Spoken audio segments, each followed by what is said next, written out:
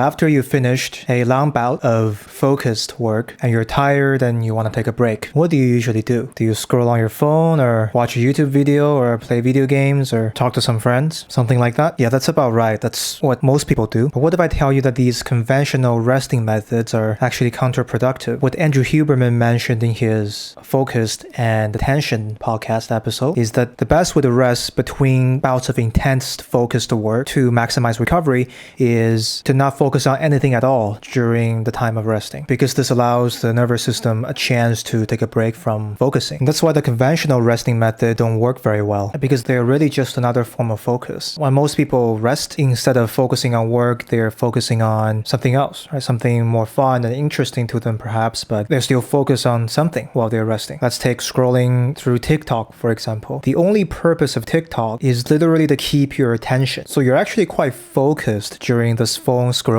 session. So even though it might look like you're taking a break, you're not really allowing your nervous system to take a break from focusing. And that's why most people feel even more tired after scrolling through their phone for a while. So what is the most optimal way of resting then? What you need to do is something called non-sleep deep rest, or NSDR. I define NSDR as a form of conscious existence where you're not asleep, but not focused on anything in particular either. It's a state of consciousness without focus. Now that sounds like meditation, and you could categorize it as a form of meditation, but not all forms of meditation is NSDR. So for instance, the most common form of meditation is conscious breathing, where you close your eyes and you focus on your breath. Now that is not NSDR because you are still focused on something, right? You're focused on your breath. In other words, the key criteria for NSDR is that you must not focus on anything. So in terms of the execution of NSDR, it obviously is quite difficult to do because I wouldn't expect an average person with no particular training to just sit there and achieve the state. That's why audio can be helpful. I put 2 links in the description below of 2 free sources of guided NSDR on YouTube, which I have used. And all you need to do is sit down or lie down and put on the audio and do with your attention as instructed by the audio. And as you get more used to what it feels like to be in an NSDR state and the process of getting into that state, you gradually become able to get yourself into the NSDR state without the audio guide. But that's not really necessary. It's not like doing it without the audio guide is somehow more beneficial. I mean, as long as you're doing NSDR, you're getting the same benefit with or without the audio. Take me as an example. I'm able to do NSDR without the audio, but sometimes when I do it without the audio, my attention gets drawn to a stream of thoughts without my knowing. And then I notice it after 10 minutes of being lost in thoughts and come to the realization that I've just spent 10 minutes focusing on thoughts instead of doing NSDR. So to avoid that, I would recommend you to just always use the audio guide, regardless of your level of mastery in NSDR, because the audio is helpful in catching you in moments where your attention wanders. And speaking from my experience, it can be a bit difficult to make yourself do NSDR, mainly because NSDR is not as fun and addictive as some of the conventional resting activities like phone scrolling or playing video games. Especially after you've done a couple hours of focused work, my brain in those situations would usually start saying things like you should, reward yourself, treat yourself to a session of video games while you're sitting there and just listen to that boring NSDR audio. Let's do something more fun, that kind of thing. And in a situation like this, something that Joey Switzer said have been quite helpful. Joey said you should do what you have decided to do first and then judge whether it was worth doing. And what I can attest to is during the time when I have been able to ignore my thoughts and just perform NSDR anyways, I've always been glad that I have done it after the fact. Whereas when I chose to play video games or scroll through my phone, I would always be more exhausted at the end and really questioning my decision to go down that path. So this is NSDR. It's a tool that's been quite helpful to me, and I hope that it can be helpful to you too.